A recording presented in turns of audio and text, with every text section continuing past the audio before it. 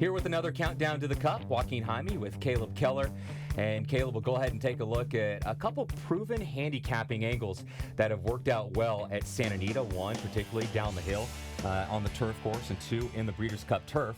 But first, we'll go ahead and start with the most unique Breeders' Cup race over the 2 days at Santa Anita, and that is the about distance of 6.5 furlongs down the turf course.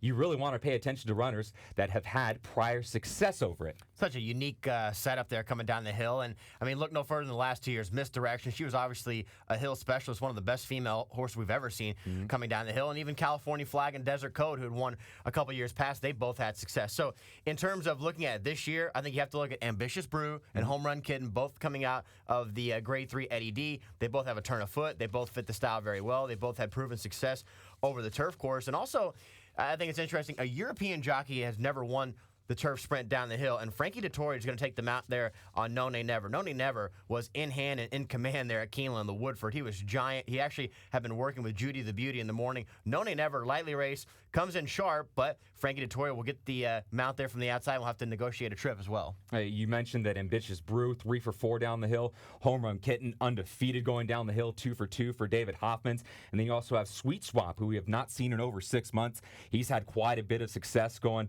down the hillside turf course. 4 of his 6 wins have come doing that. What about some other horses that haven't necessarily won, but have done okay? What do you do with Renee's Got Zip down towards the inside? Boy, she's a hard trier. Yeah. I mean, it seems like she does all the dirty work up front, and she was passed last year. She actually dead heated there with tight end touchdown, and got ran down by Misdirection. Now, I guess if you're a speed horse, the rail's not that bad of a draw, but you know she loves 6 furlongs. That extra half of a furlong with how hard she runs is always tough to negotiate. She's going to be a tricky one to get past late, but she certainly has the speed and class to do it. The Breeders' Cup Turf Sprint will go as race number 7 on the Saturday program. That will begin the Pick 6. And Caleb, now we go ahead and shift our attention to the Breeders' Cup Turf, which will be race number 9, 1.5 miles on the grass for a purse of $3 million. And there is one horse that is coming out of the Arc de Triomphe in his last race in early October. And ARC winners have never done well in the Breeders' Cup Turf. They are 0 for 5 as far as ARC winners competing in the Breeders' Cup Turf.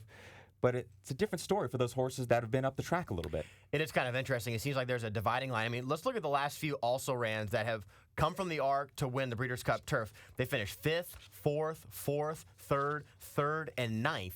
So it seems like when you fire your big race in the ARC, it's tough to come back. A horse that certainly comes to mind is Dylan Thomas. Take a page out of Todd Schrupp's book. Ugh, that horse in the 07 Monmouth turf. I mean, that horse had nothing coming off a huge effort, and he was ultra consistent. I mean, Dylan Thomas ran 1st or 2nd every time. So for him to run that poorly, that was a really strong sign.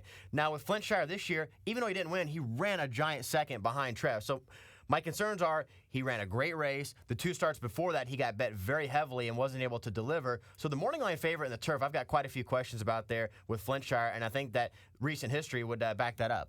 I mentioned that there was just one horse coming out of the ARC this year. It's actually 2 horses. Chiquita for Aidan O'Brien. But you look 2 starts back, that was her ARC race in which she finished 15th. He brought her back 13 days later, competed over heavy ground at Ascot on Champions Day on October 18th. Will get Lasix for the first time, just 1 for 7 lifetime. 3rd last out. This seems like a lot of racing in a close period of time for her. Like I said, Aidan O'Brien's going to bring over a big full plane. Yeah. So sometimes they're really pointed to the races, and sometimes you have a horse that you think might be able to fit in. I'm not really buying it there from the outside. I'm with you. I mean, that's too many races in a short amount of time for me to back. Well, Flintshire installed as your 3-1 morning line favorite for the Breeders' Cup Turf for trainer Andre Fabre, who has done this twice. Yeah. In the wings in 1990, competed in the ARC, would go on to win the Breeders' Cup Turf at Belmont Park, and then most recently 2005 with Scirocco when he paid $19.60, also at Belmont Park. Well, you're cutting it pretty close, but there still is time to sign up for a new TVG account. When you do, take advantage of our Breeders' Cup sign-up bonus. Wager $200, get $150 right back.